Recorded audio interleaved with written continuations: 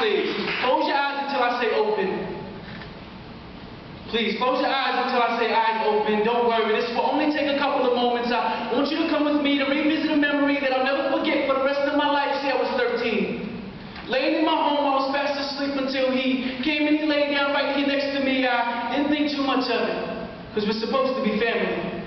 Until he reached his hand inside my pants as if he was looking for loose change at the bottom of his pockets, and I was looking for the strength and the courage to yell and tell him to stop it. But once he found what he was looking for, my eyes opened, as I was hoping that someone would barge into the room and make way for an interruption, but I got nothing. I was afraid, so I prayed, but still, I got nothing. Had to think of something, so I told myself, don't worry. This will only take a couple of moments. So I laid in bed, tried to play dead in hopes to turn them off, but the switch was broken. My heart was broken. My innocence was broken. And later that night, I promised myself never to say a word, because I was too scared of what the world may think of me. Please, close your eyes until I say eyes open. Don't worry. This will only take a couple of moments. I want you to come with me to revisit a memory that I'll never forget for the rest of my life. See, I was 13. And this time I was sleeping at my aunt's house. Lay next to my cousins on the living room floor until he came and made room because he was looking for more. And when he found it, my eyes opened, frozen, paralyzed, both physically and in my mind. See, I was expecting myself to better defend myself because of the first time, but it seemed that he was expecting me to already know the routine, because this time it took less time to find what he was looking for. And when he found satisfaction, he removed his hand, and my only reaction was to sit up. Only to find my little sister staring back at me.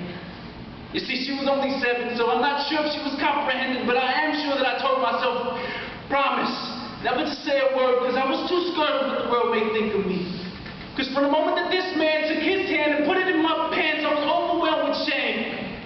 So I remained silent for 8 years long, walking around pretending that absolutely nothing was wrong. See, I had to paint a smile on my face. Each and every day and every time I saw his face, my heart would race like dogs about the gates. My heart would jump out of my chest, and I tried my best not to give him my best shot. Clench my fists and give his mouth everything my fist got. See, that would not be godly. So I forgive you for robbing me of my innocence.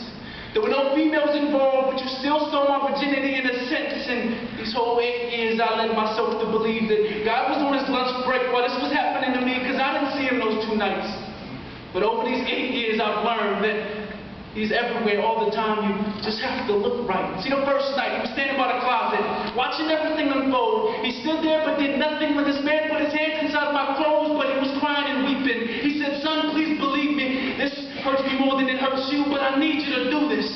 The second time, God was standing behind my little sister, pointing out on his left hand, pointing to the rest of my cousins with his right, looked at them and said to me, protect them. Protect them of their innocence.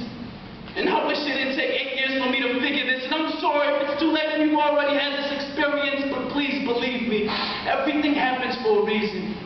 You see, it took 8 long years for me to finally hear what God was trying to whisper to me in my ear that night. He said, son, I specifically chose you because I knew that you could handle this. I specifically chose you because I knew you could hang.